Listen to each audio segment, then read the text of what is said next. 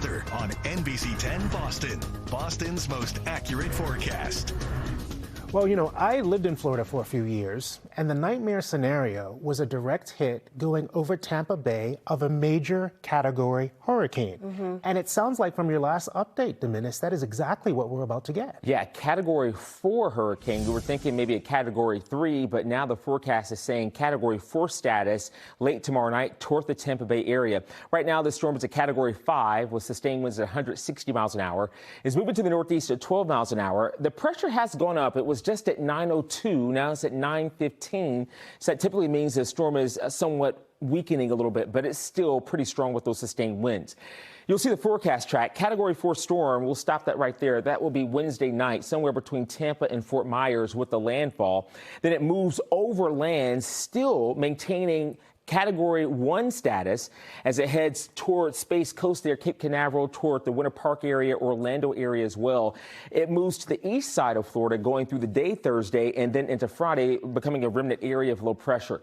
We have several hours to go with impact, and you'll see this as you look at the forecast as it continues to wind counterclockwise, bringing with it those effects even before the storm makes landfall. So there will be areas in Florida that will have not only the threat for heavy rain, but also isolated tornadoes before the storm makes landfall later on tomorrow evening and tomorrow night.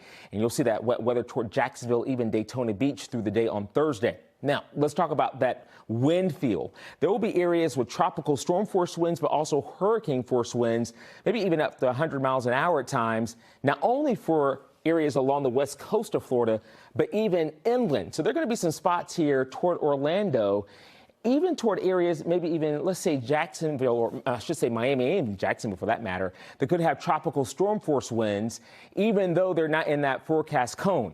So this is a far-reaching storm with major impacts.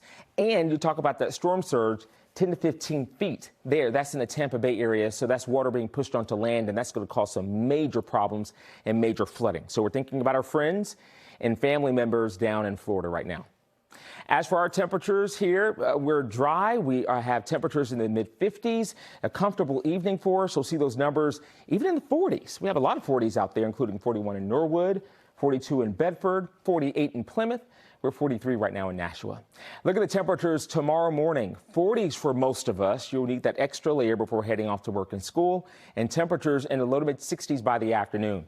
I have been tracking some sprinkles and showers in upstate New York pushing into Vermont. But here's the deal. We're so dry, I just don't think we're going to see much of the way of rainfall tonight or even during the day tomorrow. Although you'll see on First Alert Futurecast, we could see a couple little blips of green passing by late tomorrow night into Thursday. That's at 6 o'clock in the morning. But still too dry. I'm thinking we'll likely have a mix of sun and clouds and at times partly sunny skies, but most of us will be okay. Except for these temperatures here. Again, in the 40s in the morning, 60s in the afternoon. How about we go into Thursday? We'll see temperatures in the 40s in the morning and afternoon highs only reaching the 50s. First Alert 10-day forecast shows temperatures just going up and down. We're back in the 60s for Friday, near 70 for Saturday. Then we're down into the 60s Sunday into Monday and back into the 50s by Tuesday. That's the forecast. We'll be right back.